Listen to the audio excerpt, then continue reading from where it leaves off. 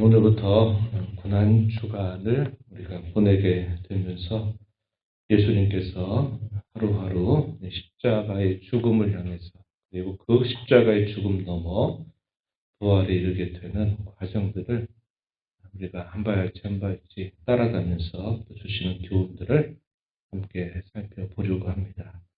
이 한 주간 동안 조금 피곤하고 또 힘이 들 수 있겠지만 잘 시간들을 간수하셔서 주께서 우리에게 주시는 은혜들을 깊이 받고 또 깨닫고 또 새로워지는 귀한 시간들이 되기를 진심으로 축복합니다. 예수님께서 예루살렘에 입성을 하시고 난 다음에 많은 사람들의 환대를 받고 또 찬송을 받으시면서 예루살렘에 올라가시게 됐죠. 이미 예언되었던 성경의 말씀 따라 되어진 분명한 일이었지만 여전히 같은 상황 속에서 각자의 다른 여러 생각들이 있고 그 생각이 우리 주님의 생각과 일치되지 않는 그런 면들이 참 많았던 것을 살펴보았어요. 그리고 예수님은 성전 바깥으로 예루살렘의 제자들을 데리고 나와서 그 예루살렘을 보시면서 헤엄없이 우시고 탄식하셨던 그런 모습이 일요일 저녁에 오후에 있었던 일임을 우리가 확인을 했습니다. 다음 날에 예수님께서 제자들을 데리고 이제 또다시 성전으로 들어가시는데 들어가시던 중에 무화과 나무를 보게 됩니다. 잎은 무성하게 있는데 열매는 없는 그 나무를 보시더니 제자들이 다 보는 그 상황에서 예수님이 무화과 나무를 향하여 저주하시는 그런 모습이 나타나게 됩니다. 깜짝 놀랄 수밖에 없는 일입니다. 예수님의 평상시에 하셨던 그 일들과 너무나 이상한 행동처럼 보였던 그 일을 하시게 되니까 왜 예수님이 이런 일을 하시는가에 대하여 제자들은 전혀 알지를 못했습니다. 더군다나 그때가 무화과 나무가 아직 본격적으로 맺어지게 될 때는 아니었습니다. 간간히 한 개, 두 개, 조금 이르게 맺어지는 무화과 나무가 있을 수는 있어도 평상시로 봤을 때는 아직은 무화과 열매를 많이 이렇게 딸 수 있는 때는 아니었다. 이렇게 알려주고 있습니다. 우리가 읽었던 말씀 13절에 그렇게 표현이 되어 있어요. 그런데 그 나무를 향하여 대뜸 저주하시는데 이제부터 영원토록 사람이 너에게서 열매를 따먹지 못하게 될 거다. 이런 말씀을 하시게 됩니다. 그리고 나서 이제 다음 날에 아침에 일찍 예수님을 따라서 그곳을 지나가면서 보니까 그 나무가 말라 죽어 있는 것을 보면서 깜짝 놀라게 됩니다. 그래서 그것이 무슨 뜻인가를 묻는 모습은 화요일 날 그 광경을 지켜본 제자들이 예수님께 묻고 예수님께서 답변하시는 내용들이 나타나게 됩니다. 제자들은 그러한 예수님의 모습을 이상하다 생각하고는 예수님을 따라서 다시 예루살렘으로 들어갔는데 예루살렘에 들어가셔서 이 성전에 있는 많은 매매하는 사람들, 또 돈을 바꾸어 주는 사람들의 방, 또 비둘기를 파는 사람들의 의자를 막 둘러보시면서 분노하시고 진노하시는 그 예수님의 모습을 또 보게 됩니다. 이것도 또 매우 특이한 그런 일이다 하는 것을 볼 수 있어요. 우리가 월요일을 이야기할 때 소위 성전 정화의 날, 성전 정결의 날이다 이렇게 부르곤 합니다. 예수님이 성전을 정화하신 사건은 요한복음 2장에 보면 등장이 되고요. 또 다른 마태복음이라든지 누가복음에서도 등장이 되는데 이 요한복음은 아주 이런 시기에 예수님이 이런 성전을 한번 정화했던 사건에 대하여 기록을 해줍니다. 요한복음 2장 13절에서부터 22절 내용에서 이 첫 번째 성전을 정화하셨던 사건에 대하여 기록을 해주고 다른 공간복음서 마태와 마가와 누가복음에서는 이 첫 번째 성전 정결에 대해서는 생략을 하고 예수님의 순환 주간에 우리를 날 예수님이 하신 일로 이 성전 정화 사건을 기록해 줍니다. 이것이 두 번째 있게 되는 성전 정화 사건이었습니다.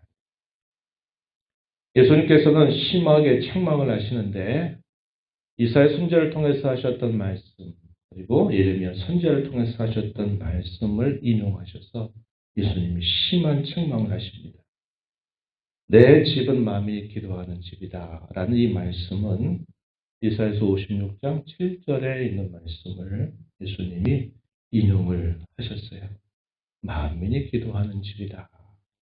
왜 기도할까요? 하나님을 인격적으로 배우는 장소다 하는 겁니다. 자신의 삶에 연약하고 부족한 그런 죄와 허물들을 하나님 앞에 회개하고 하나님과 그 깨어졌던 죄로 인하여 맡겼던 그 담을 풀고서 그분과 다시 가까워지도록 하나님께서 주신 거룩한 장소 이것이 성전이죠.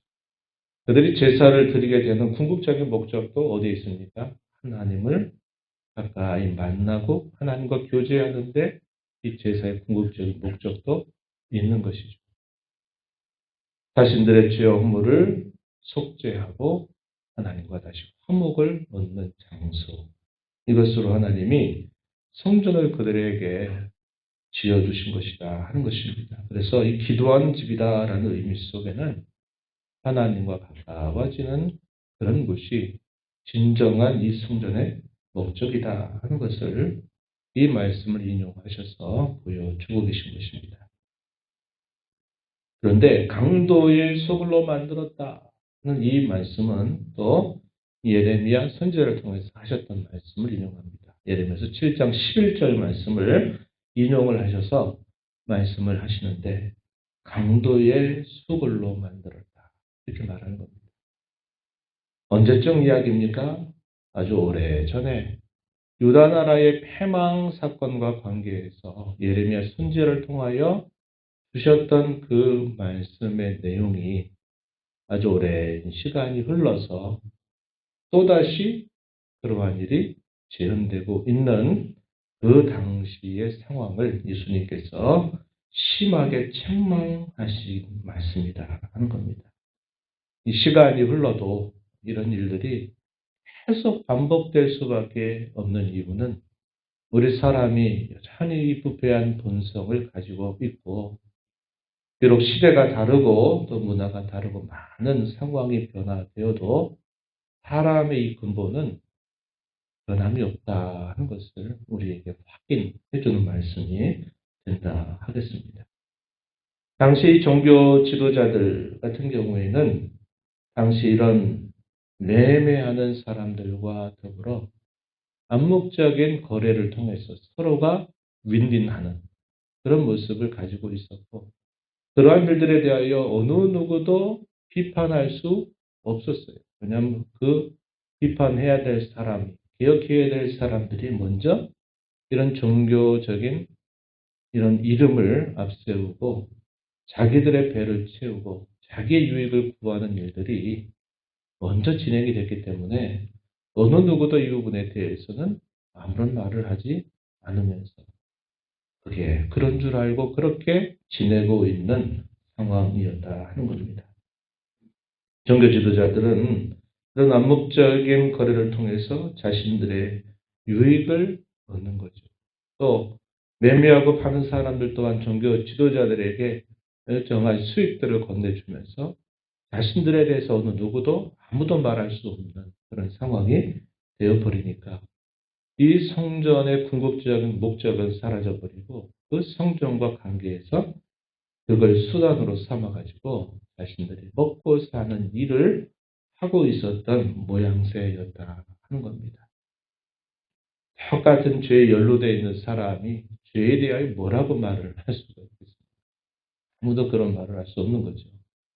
예수님께서는 그들의 깊은 속과 그들의 하고 있는 모든 행실들의 동기, 또 그들의 모습들을 이미 다 알고 계셨기 때문에 그곳에서 척이나 책망하시고 이해할 수 없는 그런 일들을 예수님이 행하시고 계시다 하는 것입니다.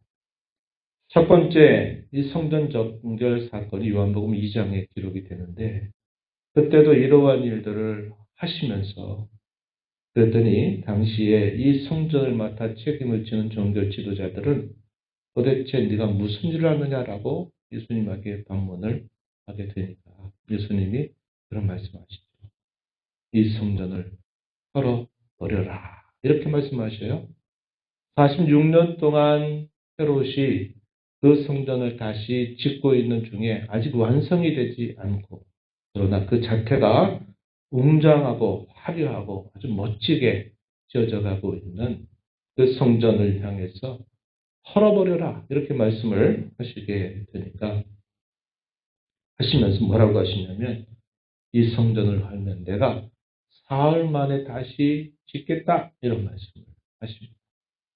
종교 지도자들이 깜짝 놀라서 말하죠. 도대체 네가 무슨 능력으로 이걸 3일 만에 짓다고 하냐. 46년이 됐어도 아직 완공되지 않는 이 성전을 네가 무슨 수로 3일 동안 짓는다고 말하냐. 이러면서 아주 반문했던 심하게 예수님에 반대했던 그 모습이 떠올라요. 이것이 훗날 시간이 지나고 나서 보니까 이게 뭘 말씀하신 겁니까? 진정한 성전 자체가 되시는 예수님, 그분이 죽으심을 통하여 진정한 교회를 주님이 세우신다라는 말씀이었다는 것을 훗날 시간이 흘러서 깨닫게 됐다. 이렇게 요한복음의 말미에 그에 대한 설명을 덧붙여 주고 있다 하는 겁니다.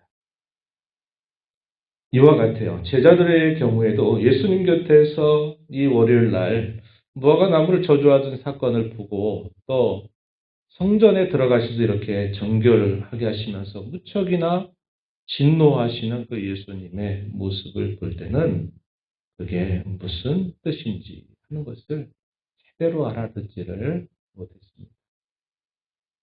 그런데 이 복음서가 기록이 되는 시점은 언제냐면요.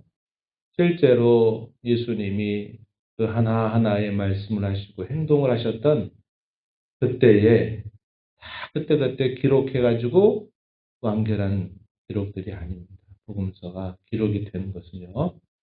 예수님이 승천하시고 나서 적어도 30년, 40년 이렇게 기나긴 시간들이 지나고 난 다음에 이 복음서가 기록이 됩니다. 마태복음도 그때 기록된 거예요. 또 마가복음도 역시 요한복음 또 누가복음도 다 마찬가지입니다. 이게 무슨 말이냐면 실제적인 어떤 말과 사건이 이루어졌던 때는 이미 과거에 다 있었던 일들이고 그에 대하여 한꺼번에 복음서를 1장부터 마지막 장까지 쭉 기록을 하게 되는 그때는 언제냐면 그때 기록한 게 아니라 적어도 30년, 40년이 지나고 난 다음부터 이 복음서가 기록이 돼요. 제가 왜 이런 말씀을 드리냐면 실제적으로 당시에 예수님의 곁에 함께 따라다녔던 제자들도 그때는 이게 뭔지를 몰라요. 이상하다. 왜 저렇게 하실까? 왜 저런 행동을 하실까?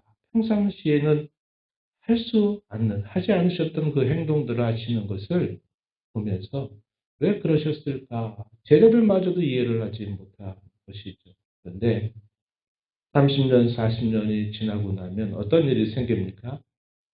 예수님이 승천하시고 나서 성령께서 오순절날 강림하시게 되고 성령이 강림하시고 난 다음에는 예수님께서 이르셨던 말씀처럼 그가 너희에게 오시면 너희를 진리 가운데로 인도할 거다. 너희를 지도할 거다. 내가 가는 것이 너에게 유익하다 하셨던 그 말씀처럼 성령께서 그들 가운데 강림하셔서 주님이 하셨던 그 말씀들을 다 깨우쳐 주시니까 이제부터 그때부터 과거에 예수님이 하셨던 그 행위, 하셨던 그 말씀 이런 것들이 무슨 뜻인가를 다 깨닫게 된 겁니다. 그래서 훗날에 사도들이 이것을 기록할 때 어떤 생각이 들었을까요? 예전에는 나도 몰랐는데 이렇게 30년 사도행전의 역사가 쭉 이어지죠. 예루살렘의 복음이 선포되면서 수많은 회심자들, 믿는 자들이 돌아오고 예루살렘 교회 박해가 있게 되면서 그 박해로 인해서 사마리아 또 유대 또 더 넓은 곳으로 흩어진 성도들이 복음을 전하면서 그곳에 주님의 교회가 세워지게 되고 사도들이 방문하면서 그 교회의 여러 문제들을 하나하나 해결하면서 교회가 확장되어 가는 그런 일들을 경험하고 박해와 어려움을 겪게 되는 일들을 보면서 예수님께서 하셨던 그 말씀 한마디 한마디 하셨던 그 하나하나가 다 이런 뜻이었구나 하는 것을 깨닫게 된 것입니다. 우리의 신앙걸음도 어떻습니까? 우리가 해마다 이맘때가 되면 예수님이 하셨던 그 행보를 하나하나 따라갔죠. 그래서 1년 전에, 2년 전에 이런 말씀을 읽을 때와 또 이렇게 한 해, 두 해가 지나가면서 이 말씀을 읽을 때 그 깨달음의 정도가 달라지는 거예요. 왜 그럴까요? 그런 믿음의 깊이가 달라지게 되니까 우리 깨달음의 내용들도 달라지게 되는 것을 우리가 확인할 수 있는 겁니다. 우리는 그 예수님의 행보를 이러한 성경의 가르침, 또 제자들의 깨달음, 그리고 우리의 신앙의 연주와 더불어서 이런 말씀을 또다시 읽고 있는 것입니다. 오늘 우리가 이 말씀을 보면서 두 가지를 좀 생각해 봅니다. 하나는 이 무화과 나무를 저주하신 사건의 핵심은 뭘까요? 열매 없는 하나님의 백성들, 그들의 외식적인 모습을 예수님이 심히 책망하시는 내용이었다. 오랜 세월 동안 주께서 많은 선지자 말씀의 종들을 보내서 그들로 하여금 그들이 어떠한 은총을 입은 자들인지 또 그들에게 하나님 무엇을 기대하시는가를 끊임없이 들려주시고 말씀하시는데 열매가 없는 그들의 모습, 그것을 이 무화과 나무 사건을 통하여 주님은 심히 책망하고 계시다 하는 것입니다. 오늘 우리의 신앙을 되돌아보는 그러한 시간이 되기를 바랍니다.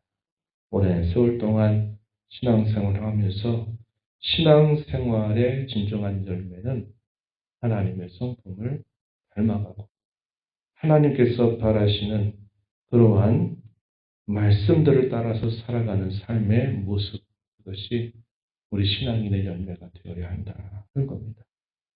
종교적인 생활에 익숙해 있는 것은 아닌지 우리가 주님 앞에 돌아보면서 참되고 진실한 회개를 통하여 우리 주님을 가까이 만나는 시간이 되기를 바라고 또 이 성전을 정화하신 사건도 역시 그와 맥락이 같은 말씀이죠. 종교적인 부패, 참 성전의 모습을 상실해 버린 당시의 모든 사람들, 그런 사람들에 대한 주님의 호된 책망을 우리가 보게 되고 예수님께서 말씀하신 것처럼 그분이 죽으시고 부활하신 그 사건을 통해서 이제 더 이상 눈에 보이는 성전은 다 사라져 버리게 되었습니다. 그 성전이 어디로 옮겨졌느냐? 우리의 심령이 곧 하나님의 영이 거하시는 거룩한 성전이 되었다. 이렇게 말씀하고 있습니다. 성전된 저와 여러분 한 사람, 두 사람이 모여서 이루는 교회는 바로 이런 성전의 모습이 참으로 회복되어야 할 장소가 되고 영역이 된다 하는 것을 기억하고 우리 자신과 우리가 함께 이루는 이 교회가 진정으로 주님을 인격적으로 만나는 또 그런 만남이 회복되는 복된 곳이 되도록 하나님의 은혜를 간절하게 구하면서 또 이 하루를 주와 함께 살아가게 되기를 진심으로 바랍니다. 하나님 아버지, 이 새벽 시간에도 저희들을 깨워주셔서 아버지 앞에 저희를 인도하시고 오늘도 주시는 말씀을 또 듣게 하심을 감사드립니다. 옛적에 예수님께서 마지막 순환의 한 주간을 걸어가셨던 그 고난의 행보를 저희가 또 다시 또 살펴보면서 교훈을 함께 싶었습니다.